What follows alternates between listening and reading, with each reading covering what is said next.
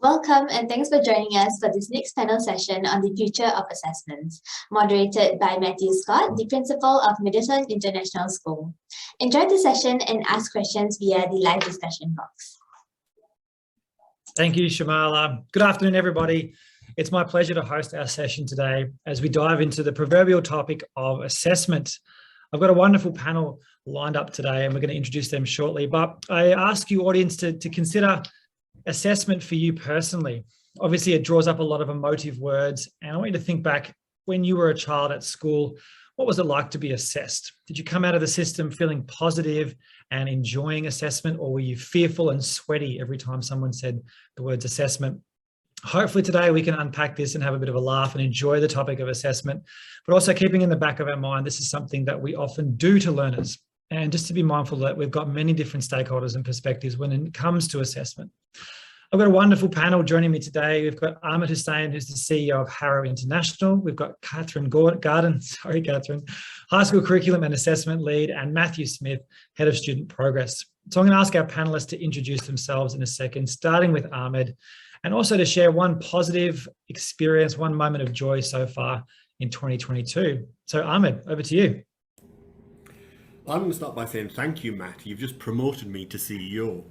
I'm actually the Chief Education Officer for the Harrow Group of Schools here in Asia. And that involves leading on everything from governance through to educational strategy, quality and standards across our schools, as well as leading on new projects around schools and our professional learning entity, which is a large growing operation, meeting our many and growing schools across Asia. And reflecting on my joys, I'm currently midway through leading our quality assurance process across our schools in Asia. And as we know, it's been tough for schools recently, particularly in East Asia, and particularly in the parts of the world that I'm sat and where our schools are located. And yet what I see is stunning levels of resilience by educators in all schools, stunning levels of resilience by families and their commitment. And what inspires me is the value of education. So that despite challenging times, in recent days, I've seen students arrive back at the age of 4 after 10 weeks of online learning, with relatively high levels of well-being and hitting the ground running. That's testament to families and educators who are committed to that. We have schools that, even though we've had an extended period online here in Hong Kong, for example, or currently in Shanghai, where we're anticipating the best ever outcomes in A-levels and GCSEs we've ever had, and will continue to be in the top 1% and the leader regionally. That's when people are facing acute challenges, and I think that's the inspiration of education that we as educators and leaders need to promote about this region. This is a great place to be for education. It's a lovely start, Ahmed. I did have to chuckle because your original comment was one of my joys was quality assurance. I thought this is fantastic. No, but you're right, the resilience that we're seeing, and I think COVID and the restrictions makes us so appreciative of getting kids back in school and getting that connection between teacher and student and how precious that is, but also that there are significant benefits of moving online if we're looking at different age groups. And so I think that's a really interesting perspective. Catherine, I'll hand over to you now to introduce yourself and share a little bit about your joy for 2022. Hi, thanks, Matt. It's really great to be here. And just thinking about your comment around sweating assessments, I was one of those people who loved assessments. Coming in, having your bottle of water, yes. So I'm the high school curriculum and assessment lead for Spark Schools. We're a blended learning network in South Africa. We currently have 20 schools in the network, largely primary schools, so 19 primary schools and the first high school. And I was very fortunate to come on with the organization in 2018 when we were designing the high school. So blended learning model was already well established in the primary school, but taking that to the next level into the high school was my job and the team's job.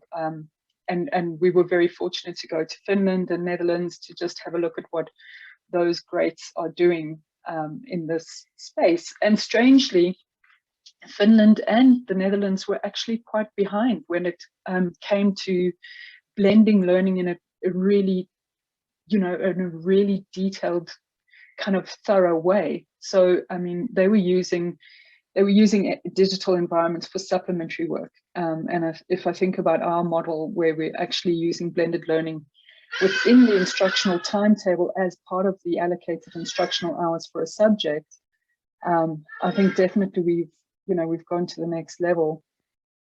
My joy over the last little while, just thinking about what Ahmed said in COVID and looking at how we progress through time, I think my greatest joy is that we are a blended learning network. And so when we moved into the hybrid environment, it wasn't a big switch for us. I think a lot of schools were scrabbling around and teachers were learning how to do things digitally, but we're already a very digitally savvy network. So that shift was quite easy, but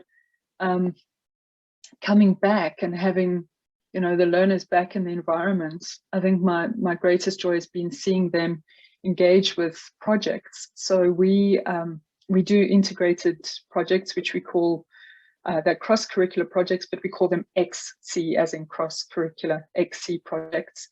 And just seeing students coming back into the environment and being able to engage with one another collaboratively in these XC projects has been great. Even though they're still keeping their distance and their masks, just having them in the environment, I think that's been my greatest joy.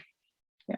Thank you. Thank you for sharing that, Catherine. I think one point for me, there's an interesting tension between primary and secondary. And when you're fortunate enough to work with both sectors to see how technology can support both, but in very different ways. I'd love to get your perspective on that a little bit later. Matt, I'm going to hand over from one Matt to another Matt. How's your year been so far and what's your highlight? Hello everybody. My name is Matthew Smith. I've been in education now for 13 years. I'm the head of student progress here at Dulwich International High School, Suzhou. We are one of a group of schools under the Dulwich College and High School brand, and we are managed by Education in Motion, who are based over in Singapore. I have a few roles here, sort of like a jack of all trades. I'm a biology teacher at heart. However, my role as the head of student progress is about EdTech and data management. So in the data side of things, I'm in charge of developing the management information systems that we use in our school, collecting the data from staff, and this can be data from the academic side of things, pastoral side of things, and putting it together in a format that any of our stakeholders can look at and understand: staff, students, parents, etc. In terms of the EdTech side of things, since the 2020 pandemic that affected us all, we all realized that EdTech is definitely at the forefront of everyone's minds, and making sure that if this happened again, which it has, we were better able to be equipped to ensure that students were not disadvantaged from that swap from online to offline to hybrid. So this year has been very important for implementing and providing training to staff on the tools that we've started using in our school.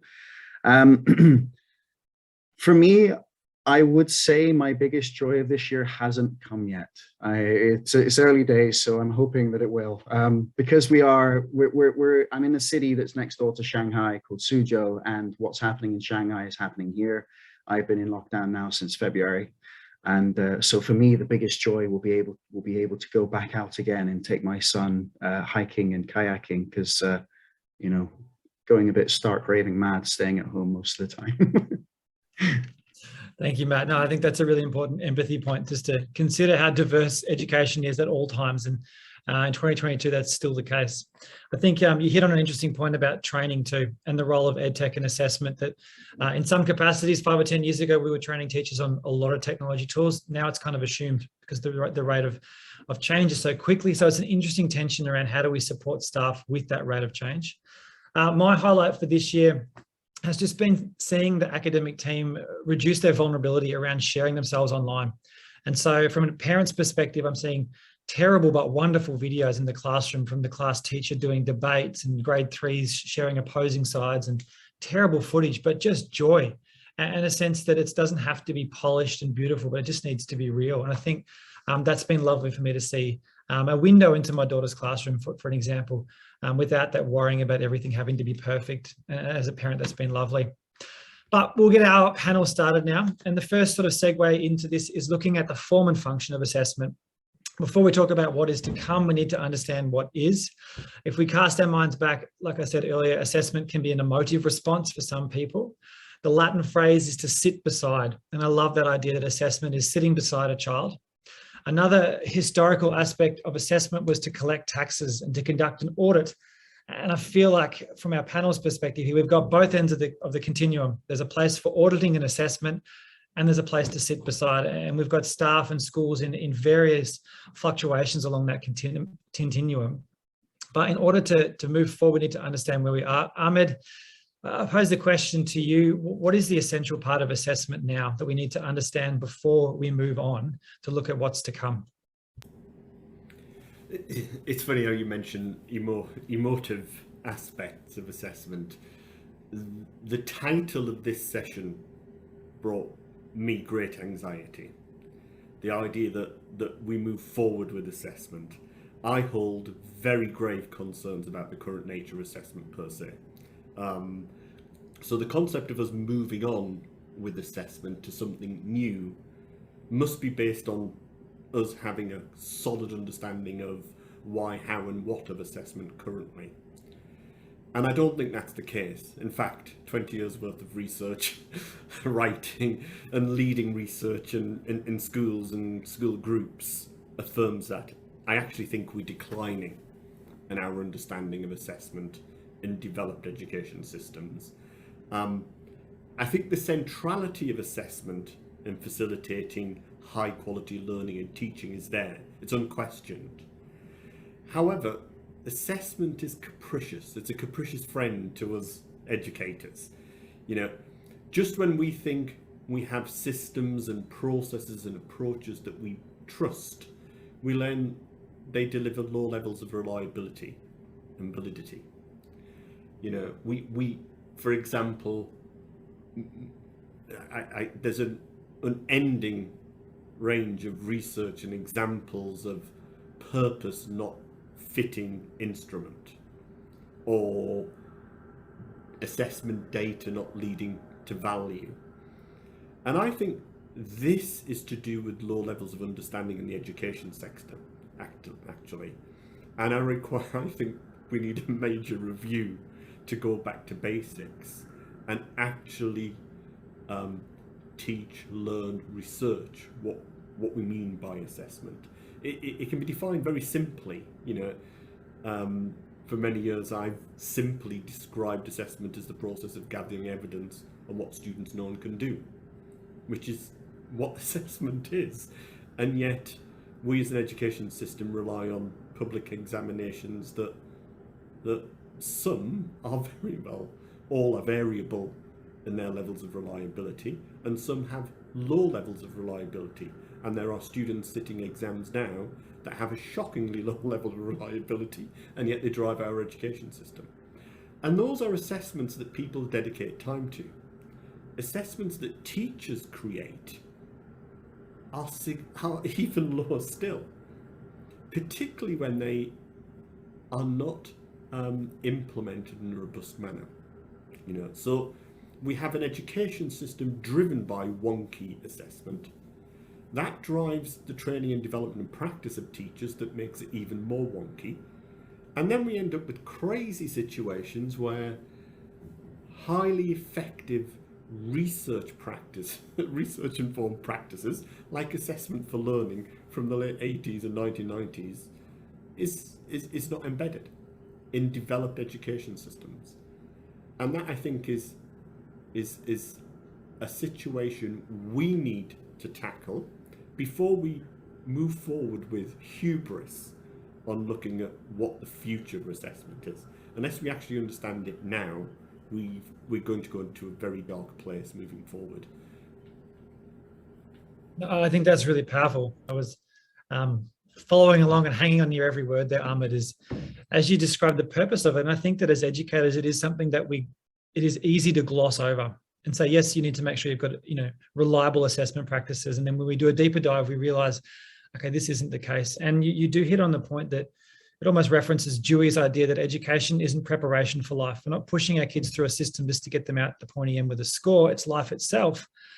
But at the same time, we also understand the metrics that it is very, very easy to run multiple choice tests. We get great data because it's easy to manage when we're doing things at scale. So it presents a really difficult tension, I think, for educators and leaders. And you're right, the research around assessment for learning isn't new, but are we seeing it consistently across schools? I would have to concur with you that we're not, and that this is 101. This is what we should be spending our time doing. Matt, I know you talk about why as being a really crucial aspect of assessment. Why are we doing the assessment in the first place? What's your take on this? Well, I agree with you. I was listening very much to what Ahmed was saying. It was very, very interesting stuff. Especially, I agreed with what he was saying about how when we develop our assessments, we're looking more at reliability rather than the validity of an assessment. And actually, I was reading a paper from Pearson. They have done research into why we use this, what the future assessment is. I know we're not talking about future yet, but it was just when he said that, it just clicked in my head, because we've had a year, 2 years now where that final high stakes assessment at the end of the year just hasn't happened.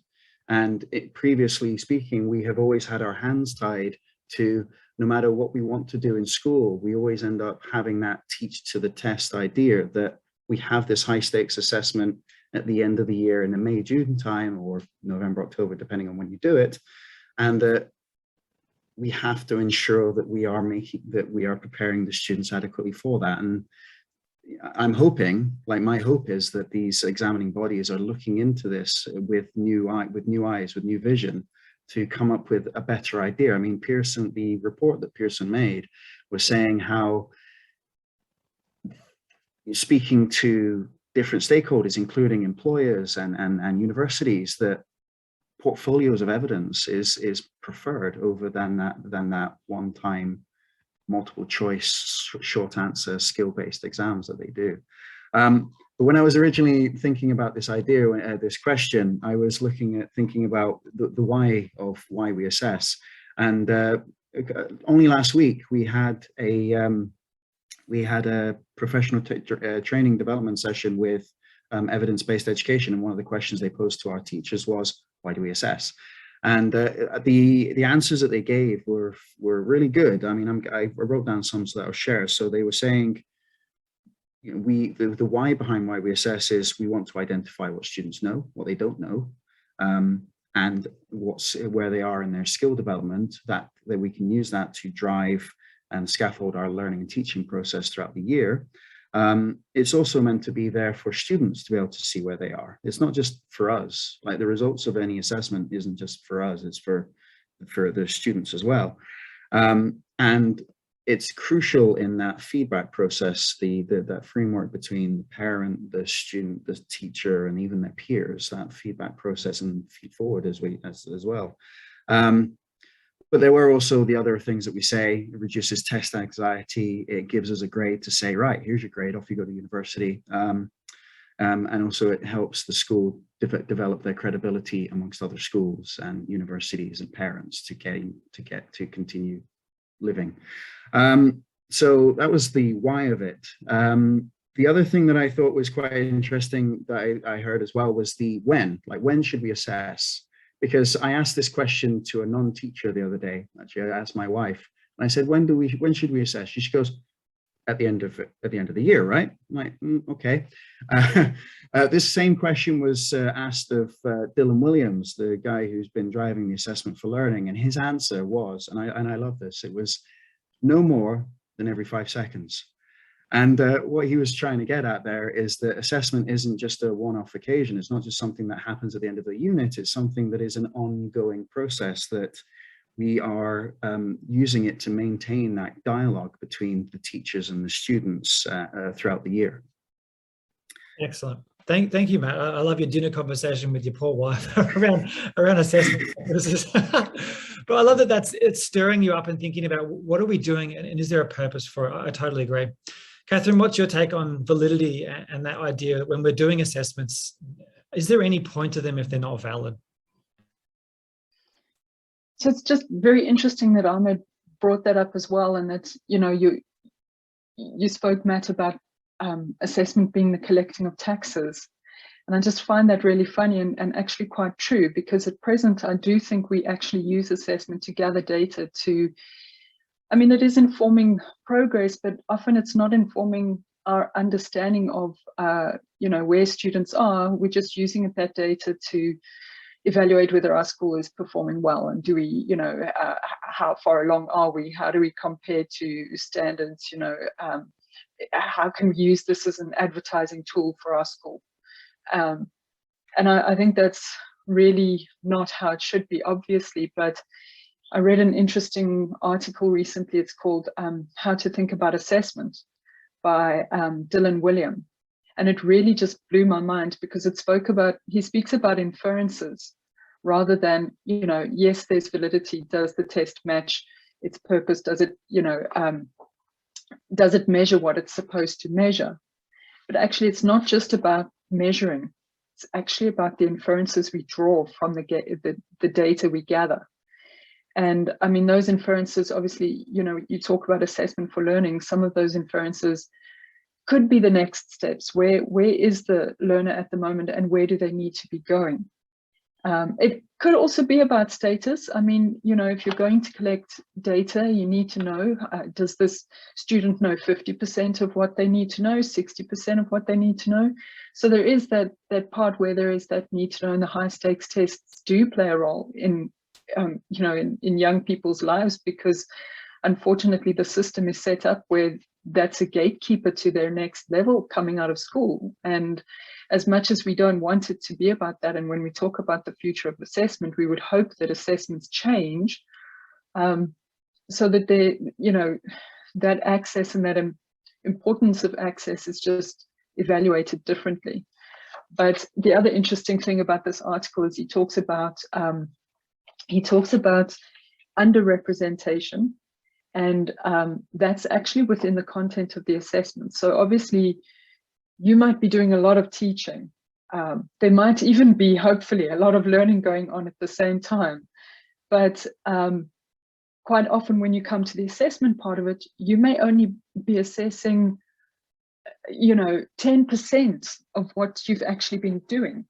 So your assessment and the results you draw and the inferences you make of the data that you collect is actually an underrepresentation of what you've been teaching. So how informative is it actually, especially if the assessment is not set up in a relevant context?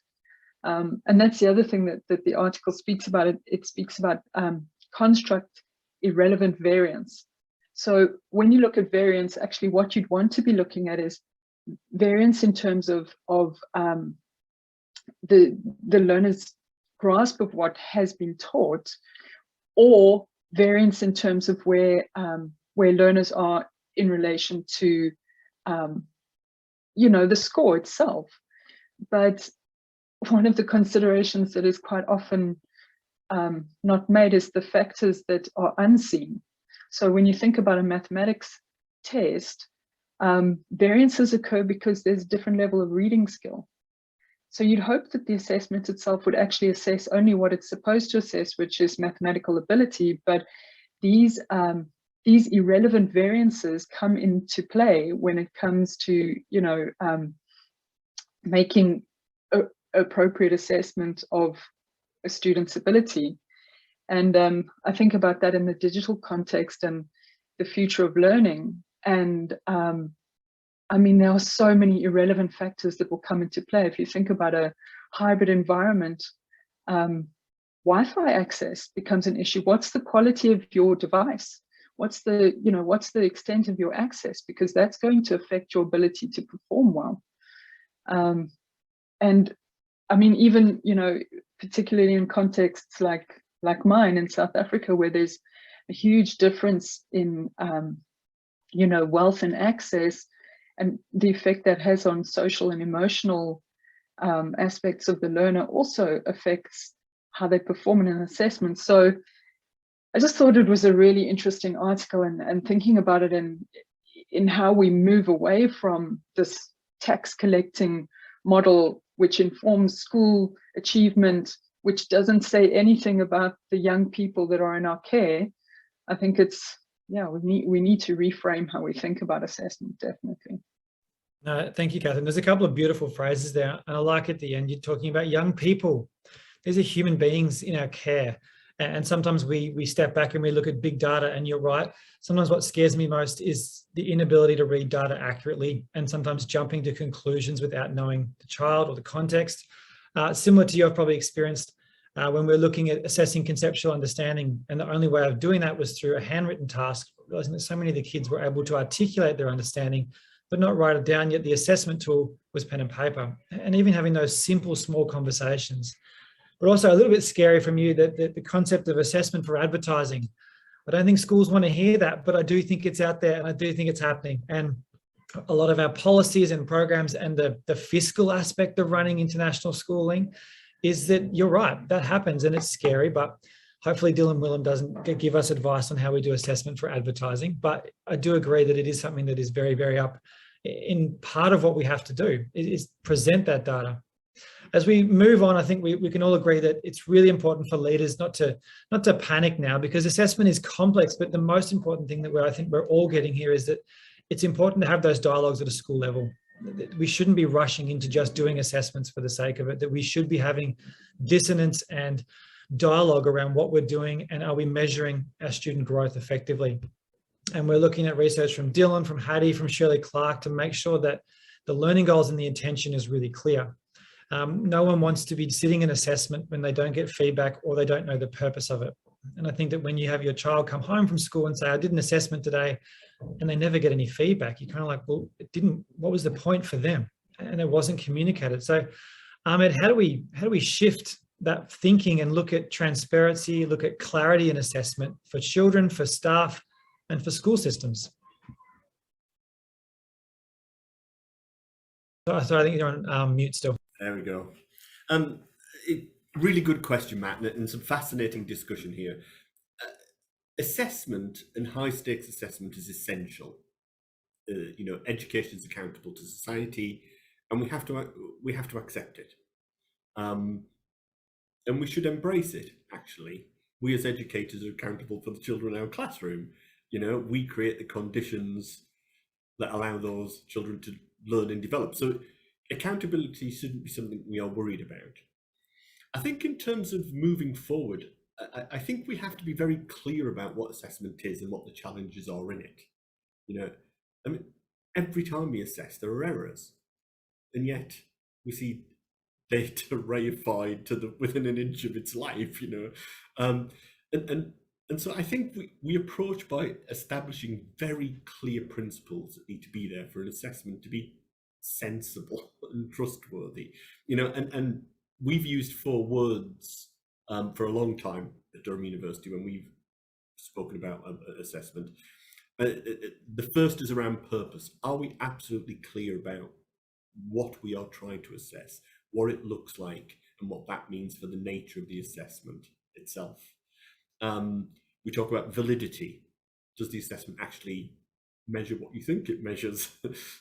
and then it needs to be reliable. We need to be able to trust it. So therefore, if we get one outcome one day, do we get the same outcome the next day using the same assessment? If we don't, well, we can't trust it. And the final bit is actually the most important bit, which is the value, which is what Catherine was talking about. If you don't do something with it, I wouldn't bother.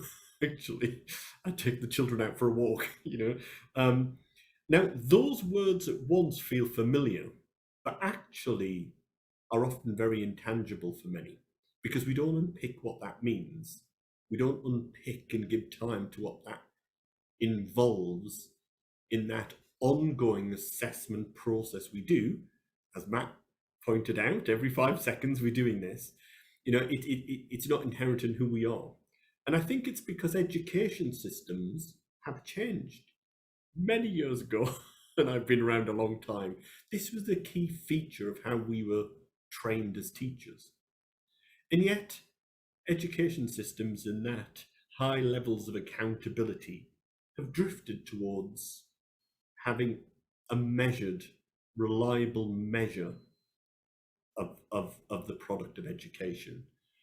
And that in itself has driven us towards a focus on knowledge and understanding, because that's what gives us it, that's what comes across reliably in an assessment. You know, so whether you're an A-level, GCSE, or an end of year exam, you're more likely to focus on things that students can recall and write down, because it tends to be quite sensibly assessed. And yet we know, and education systems report, that independence, well-being, creativity, problem solving are things we want, but we'll never get there if we focus on recall and understanding. And we don't have systems in place to give confidence to people to assess independence, well-being, you know, problem solving. And yet that's crazy, because we have theoretical frameworks to describe these. You know, there's a wide body of research into what independence entails, or problem solving. And there's a lovely person at Durham University who spent their life studying creativity and how we can actually make meaning about it. So I think, you know, for us to move forward with assessment, it is going back to those 4 key things. And those are especially important, I think, in international school, where our context is naturally diverse. So if you take something like validity, does that assessment measure what you think it measures? Well, actually, there's a lot of work done into the interference of language and culture on an assessment.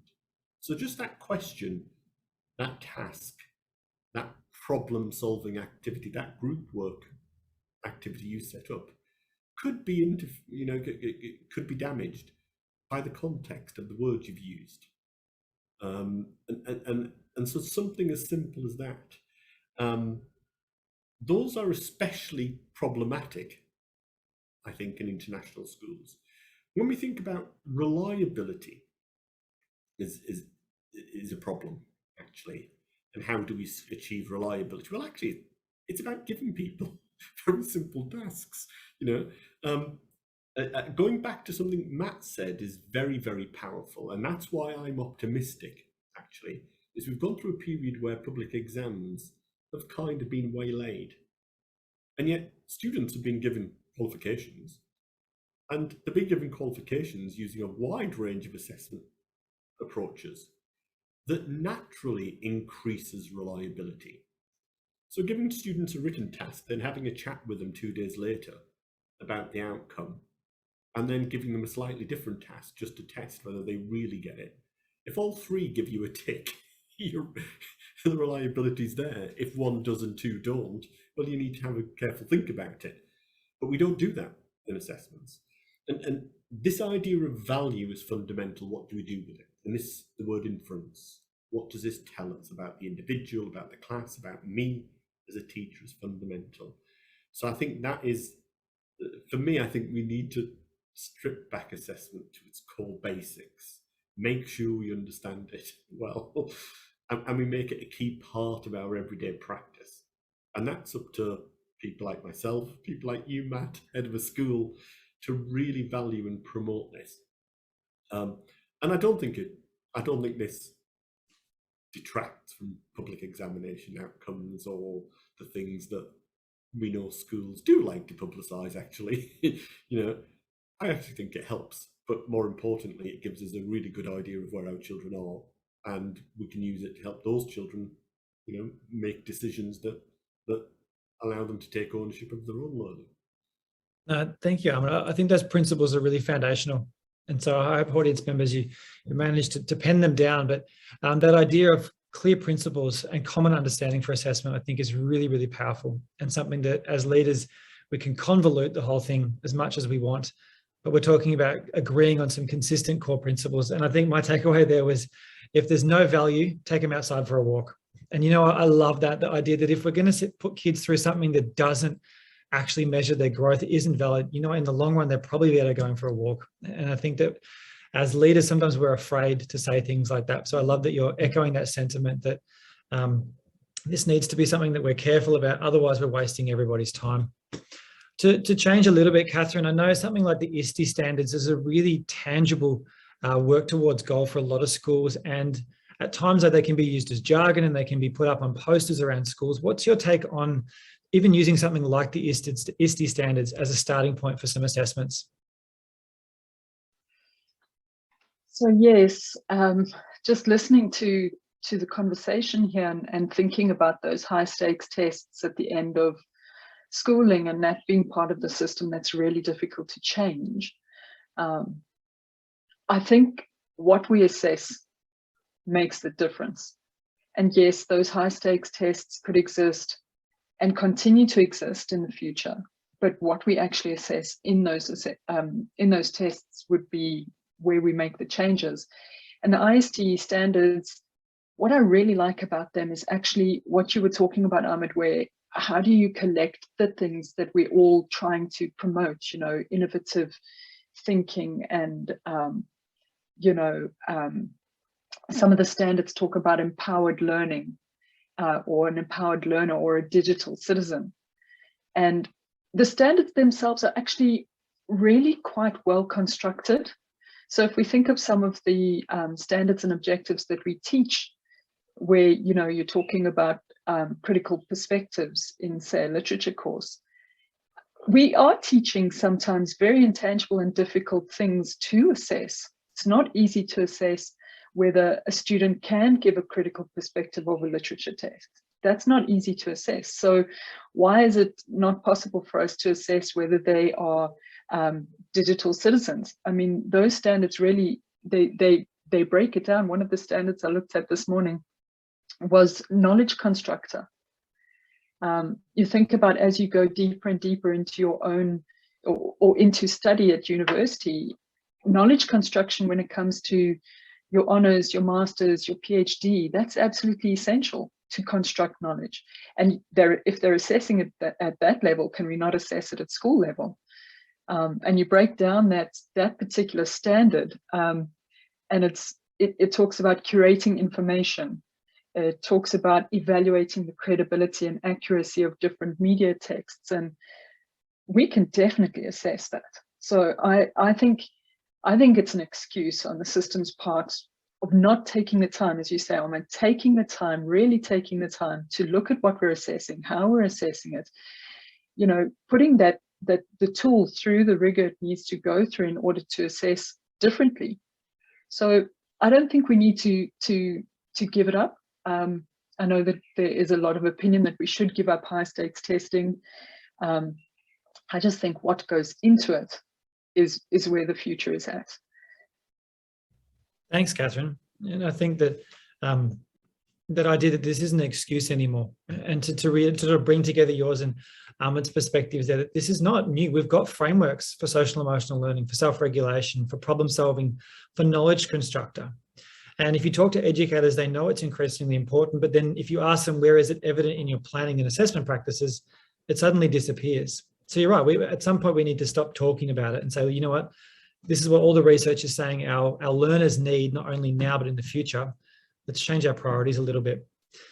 Matt, as we shift to looking at things like the ISTE standards and some of the tools and techniques that we use, how has it changed with the implications of hybrid learning when teachers can't walk around the room and gaze over their students learning like they did traditionally to check that they were doing their work? What are the implications for online and hybrid in changing assessment validity, but also just approaches to assessment? Yeah, so talking about online platforms. So, I mean, I think most schools are, if not all, are using something along the lines of Teams or Seesaw or the Google, we can't use Google here, but the Google suites of tools.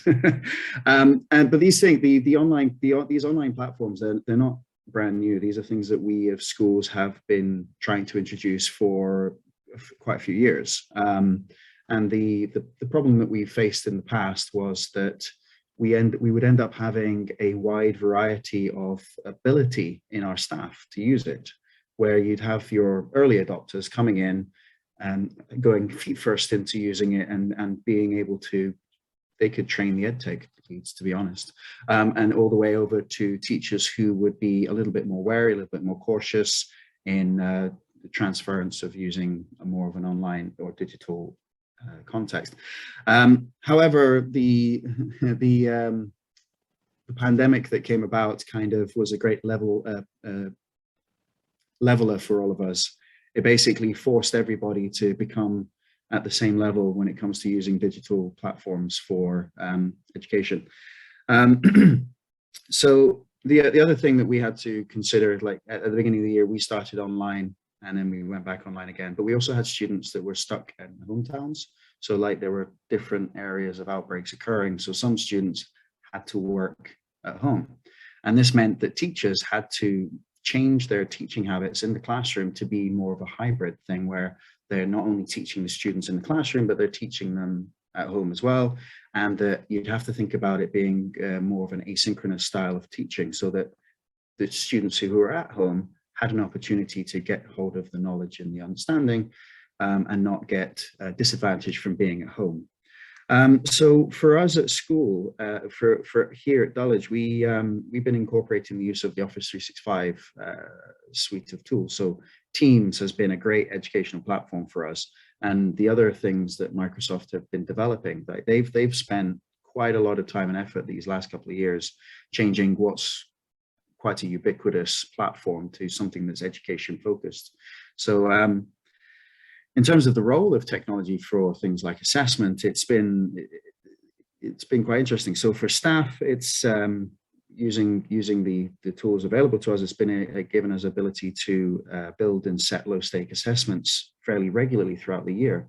And the great thing that I like about the technology that we're using is that it's getting marked straight away. Like one of the things that teachers often complain about, and as a teacher myself, I know that it happens, don't have enough time to do something. And the great thing about these educational tools is that they are taking that time away, so getting it marked for you, and even the development of the AI that they're using for some of these. I'll give you an example. Reading assessment, that is one of the assessment tools in Teams. And what it can do, you give a piece of text to a student, the student reads this piece of text to the camera, it gets recorded, and the AI marks it for you. It's able to identify areas of concern. So if they're repeating, if they're not pronouncing it correctly, and it also provides feedback as well. So not only is it taking time away from the marking process, but it's also providing feedback, instant feedback to the students that they can then use to improve themselves. So the accountability is not just on the staff, but it's also on the students for monitoring their own progress. And the other thing that the other part of this as well is with the ed tools, we are collecting this portfolio of evidence. If we're talking about another year where we're going to have to use another portfolio of evidence, we're collecting this as time goes by. So it's not a big mad rush at the end of the year to try and get it. There's a plethora, a whole rich portfolio of evidence that we can be using for this. And from the point of view of middle and senior leaders, we can see what's going on as well in our departments, and we can see and access that data as well. From a student point of view, it allows them to collect their results and be able to maintain their progress. Because if you asked a student 3 years ago, where's your, how are you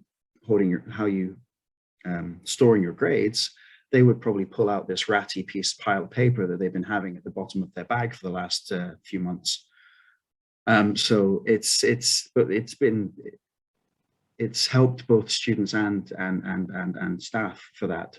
And if we can take that and add it to our learner management platform, we can also get parents involved, so parents can see how their students are doing, and they can then follow on and feel like they're part of that learning and teaching process too. Yeah, thanks, Matt. And I think, look, it's a really small change, but going from having the crumpled school report in the bottom of the bag to real-time assessment where parents are included is a significant one, and something that the more we involve parents as key stakeholders with their children, the more there's that common meta language around education and growth and things like that.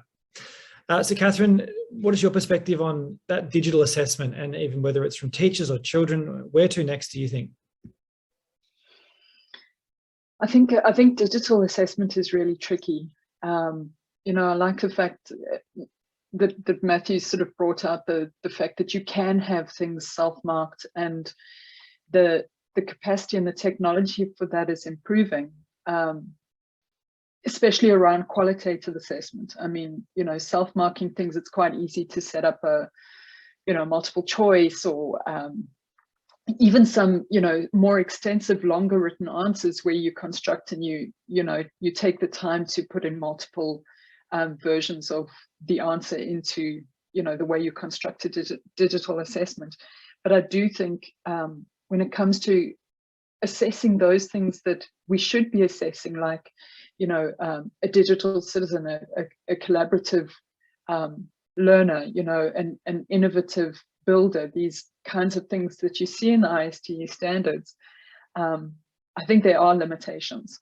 But I do think that, and one of the things I love, and I'm sure you're all very familiar with this, is the concept or the model of constructive alignment that I think it was John Biggs and Catherine Tang came up with. And that's, you know, you think about it in a triangle, and you've got your intended learning outcomes, your teaching and learning activities, and then your assessment tasks. And they kind of work in a relationship, of course, because, you know, you need to know what your intended learning outcomes are, and that feeds very much into your assessments, but also that your teaching and learning activities match that.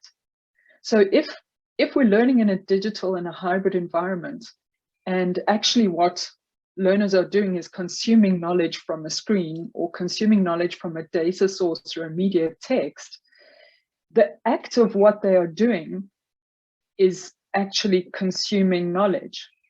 And yet we're testing their knowledge of the knowledge, but the thing that they are actually doing in that activity is consuming. So how do we test that? Are they consuming correctly? Are they perceiving accurately what they are consuming? So I think it's very important to keep that triangle in balance in the digital environment. And I think it's a massive learning curve for all of us, where we're just transferring. I don't know if you know the SAMR model as well, where you've got, you know, your different levels of integration of digital into traditional learning. And I think we're just one step in, where we've substituted, in many cases, a computer for a book, or, you know, a paragraph writing, they get to type it. So, you know, they're actually using you know, the technology a bit more because they're actually typing. So I do think there's a lot of work that needs to happen to really be digital citizens. Yeah, no, I agree. And I think that everyone says, okay, we're going to do some sticky note work, and everyone gets their iPad out to do a sticky note. You're kind of like, guys, you've lost the point of the activity here. It's about collectiveness and sharing ideas. And you're right, knowledge for knowledge's sake is an interesting provocation too for our audience to think about. If we're asking questions that can be Googled, what's the purpose of that? Are we really just after giving our kids more information because we feel good as educators? We've ticked off some curriculum, but are we doing what they need? So in the last 10 minutes panel, we'll start thinking about what's next, what's the future. And this is your chance to round it off with some strong advice out there. The first one, I'm going to head over back to you, Ahmed. There's a question that came in from the audience, was really asking that we understand the theory behind making sure that staff understand the assessment, and we can take staff through professional development, but how do you actually ensure that staff know it and that it's followed through on a practical basis? So what's your perspective on that one? Thanks, Matt. I'll very quickly go through that, answer that question, Ray, then we'll move on to the trends for tomorrow.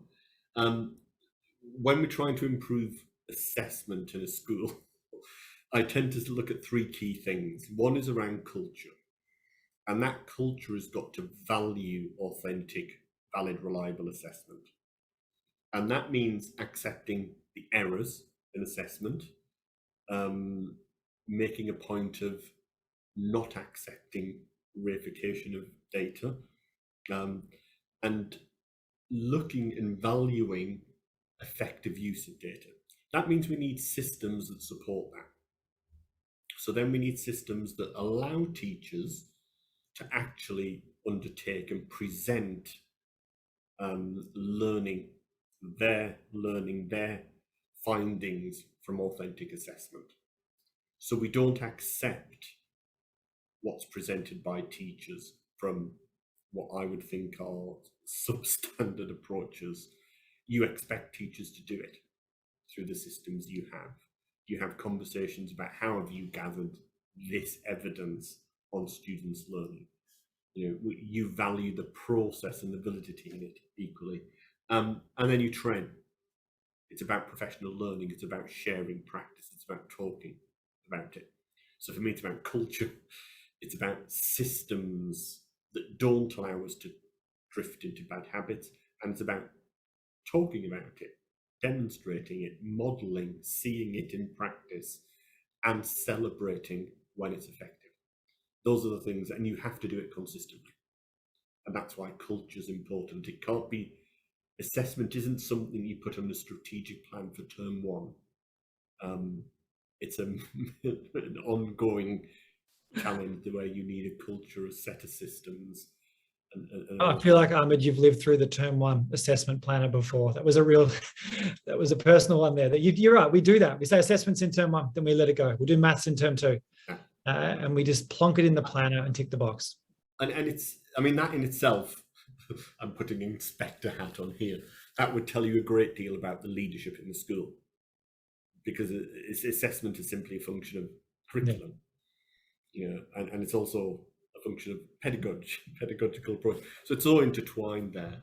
But I think as a leader, it would be around culture, systems we put in place, and training.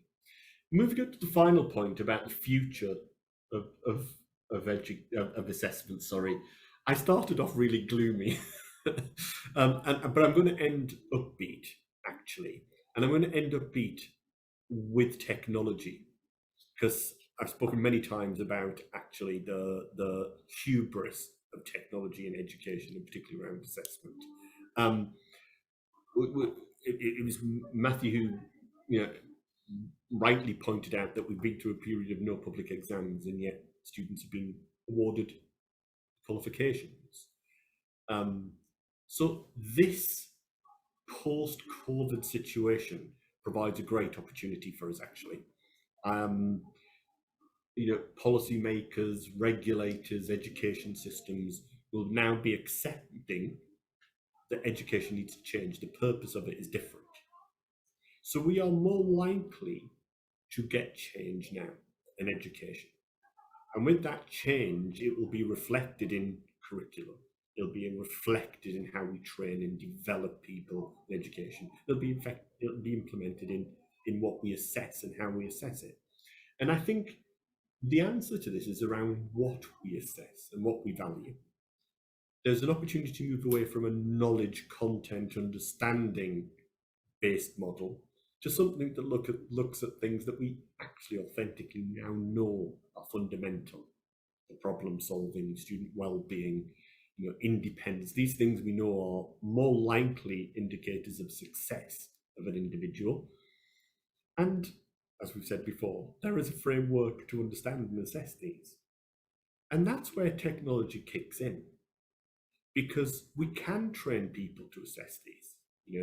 Matthew's in Suzhou, I ran a very large project across Shanghai, where in a set of international, bilingual and local public schools, we train teachers to accurately assess student well-being and involvement. So if we can train teachers to do it, albeit quite significantly funded and a lot of energy and effort goes in, if teachers can do it, technology can. And imagine a game changer where, rather than having some kind of pretend adaptive test that actually is just reinforcing the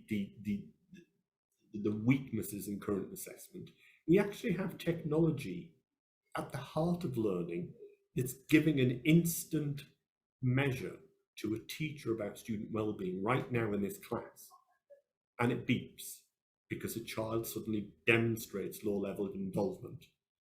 That's a game changer. We can do the same for independence or problem solving or creativity. I think that's where the opportunities lie with assessment. And the beauty of that, it can give us valid, reliable measures of things that are purposeful, that we can absolutely use. And I think that's the future of assessment, actually. It's the what we assess. That doesn't mean we downplay the importance of knowledge. You can't be critical in your thinking if you have no knowledge. You can't create if you have no knowledge base. But our education doesn't simply put that as the primary outcome. We can now hold alongside that our children's well-being and how they think and use knowledge in a very different way. That bit I'm very optimistic about, actually, and that's where I think technology can be transformational. I think technology hitherto has tinkered around the edges of education, and genuine deep learning happens where people are together having shared experiences. I think this is where we can have a game changer in the coming years, and I think the context is ripe for it, actually. And I think the technology is there, it's accessible, and it's becoming increasingly affordable, which is another factor.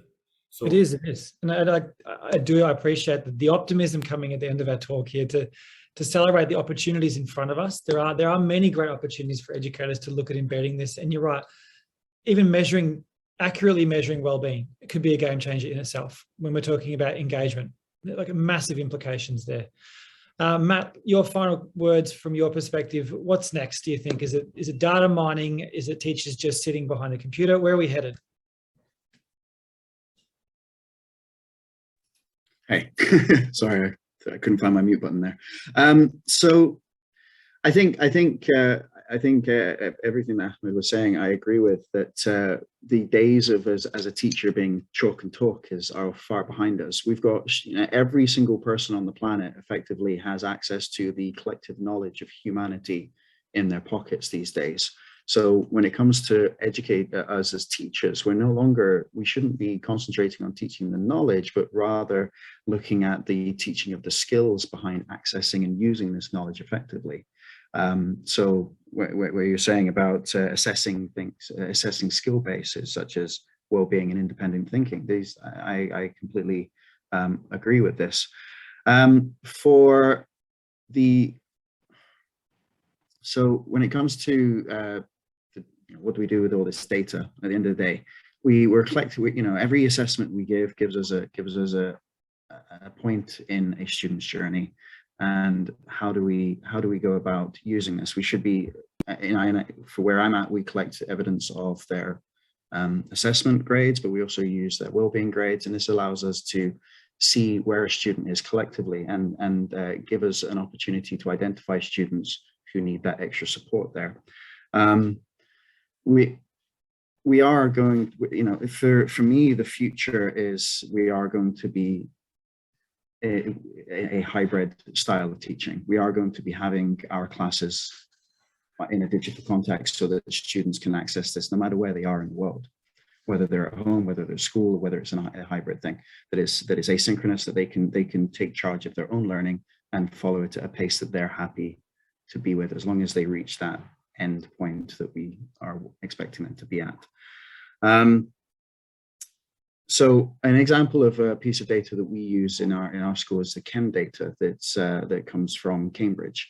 Basically what it is a student takes a standardized test and it churns out a result at the end of it. Now, it does give a grade, which is usually a predictive grade. If the student did this, this is what they would end up getting. But beyond that, there's actually some really useful information because it's based on language skills, mathematics skills, and also problem-solving skills. And if we use that, we can identify where students are and use that to support plans in place for support during the year. So, for example, in here, we tend to have students who score really well in mathematics and they score really well in problem-solving, but their language development is quite low down. So even though they are saying, oh, the student might get an A, we're finding that that's not necessarily the case because their mathematics and problem solving abilities is pulling their grades all the way up, where their language is pulling it down. Sorry to jump in, Matt. Just to No worries. I think you're right. The need for student support and using data to interpret that is wonderful. Catherine, sorry, we've got about 30 seconds left. Did you want to add any final closing comments? Yeah, I do. You know, so we talk about opportunities, and Matthew said every single person on the planet has access. Well, I'm in Africa and that's not the case.